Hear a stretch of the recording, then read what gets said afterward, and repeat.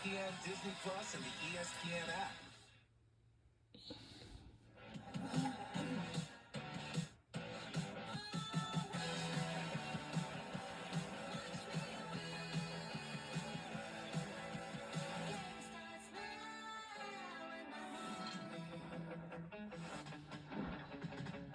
And they told me there was a WNBA draft promo. I didn't know it was going to make me. As a reminder, the WNBA draft is going to be happening on April 13th at 7 p.m.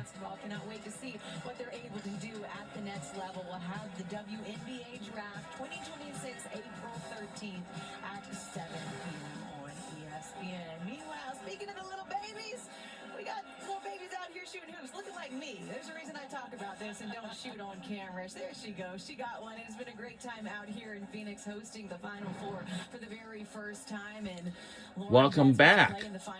So as you can see, national championship game tomorrow. Cannot wait to see what she is able to do on the court. And as excited as we are, I know Holly Rowe is standing by with someone who's even more excited and maybe nervous, Holly. Michelle Betts is a legend in her own right. So here's where I want to start with the mother of Lauren and Sienna. You are a national champion.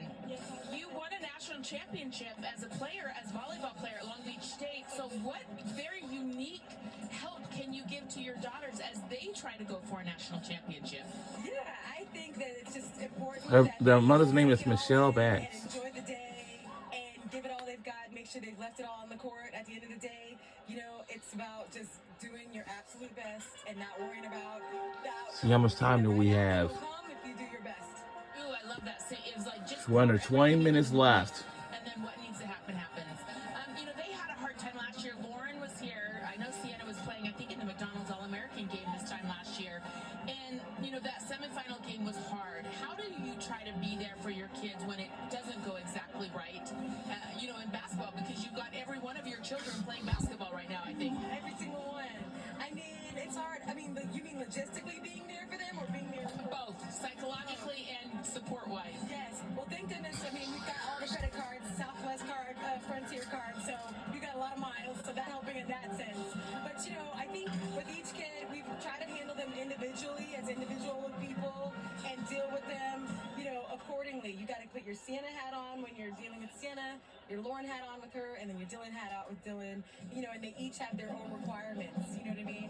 One has different sensitivities than the other, and we just try to handle them as individuals and not collectively. Ooh, I love that, because you could treat Lauren just like Sienna, like, oh, you're a basketball player, you're in it, instead of like she is a very unique individual in her own way. Unique individuals, and they respond differently, you know, to help, and so we just try to like meet them where they are, and that's in different places for each kid. Just try to be as present as we can for them. I love it. All right, Dad is here. Wait, the flag. Oh, he left.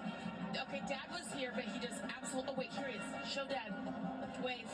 He said absolutely not to an interview. Absolutely not. But Dad is here too. Last, before we let you get out of here, it is so unique to have two daughters on the same team. What pride do you feel? I've seen you in a commercial this year. I think with Allstate that was very special.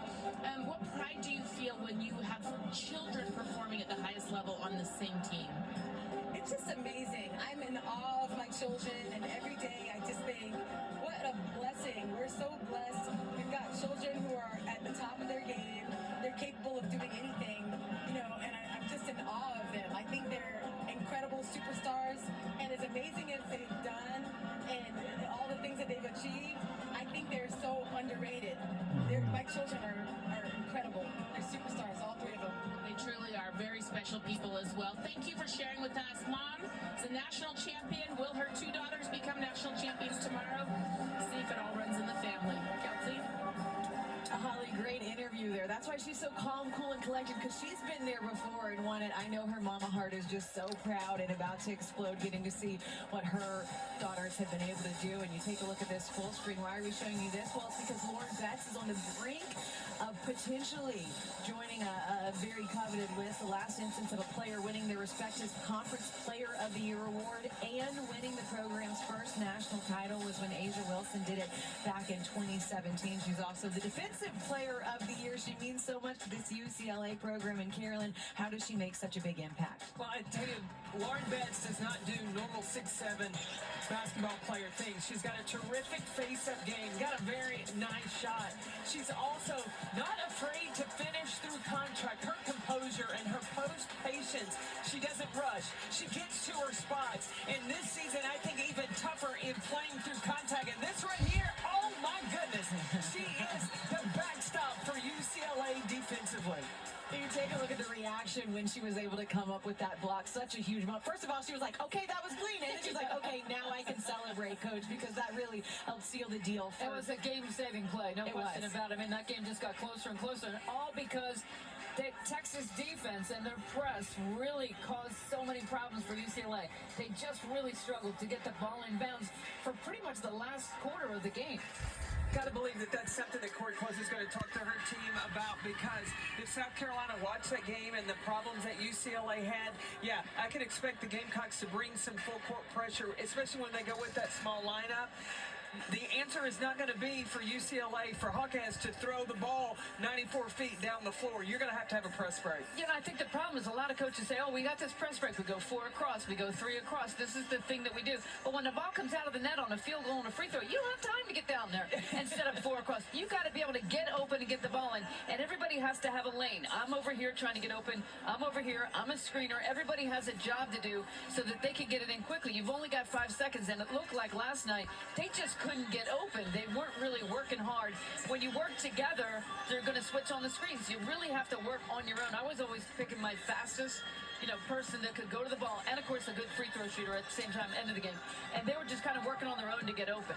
Yeah, and I think that the thing that you have to look at is that you got to be, when you're caught up in the emotion of this game, and so, if you score and they score, and you're just worried about getting down the floor, and you leave your point guard from behind, you've got to always be aware that somebody may be in trouble behind you and looking over your shoulder. Oh, goodness, I've got to come back and be that outlet. Take me through what the balance is for UCLA. You have a day to prepare for this next game. You know that the press is something that just ate you up yesterday. You had trouble with it. They had 23 turnovers in that game.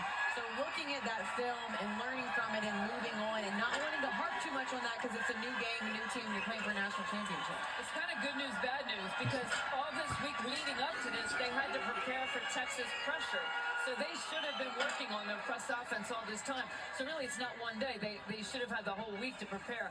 I don't think they expected that they would have 23 turnovers and won the game. So I think that's the good news. I think the one thing that they've got to do is they've got to designate who their inbounders are going to be, whether you want that to be a post passing into a guard or a guard passing into the post, because you've got a bigger target to get it in. And then where are you running off those angles? Is it a handoff? Is there a release? Is there somebody that's flashing to the middle of the floor at half court? But keep it simple, having like plan A and plan B. If this doesn't work, and giving your players confidence, if plan A doesn't work, we have plan B to go to. Coach McGraw has told me about when you have plan A, plan B, plan D, and plan E, and then there's another. Just hope you don't have to get all the way to F, because then we are definitely not going to win this one. Out of luck if you get to plan F. This team, I'm sure, will not need a plan F. They have been, as you said, working on this, able to make some adjustments and get ready for the press that South Carolina will surely try to give them some trouble with as well. Meanwhile, on the other side of this break, as we continue to wrap things up here from UCLA's open practice, we will have Holly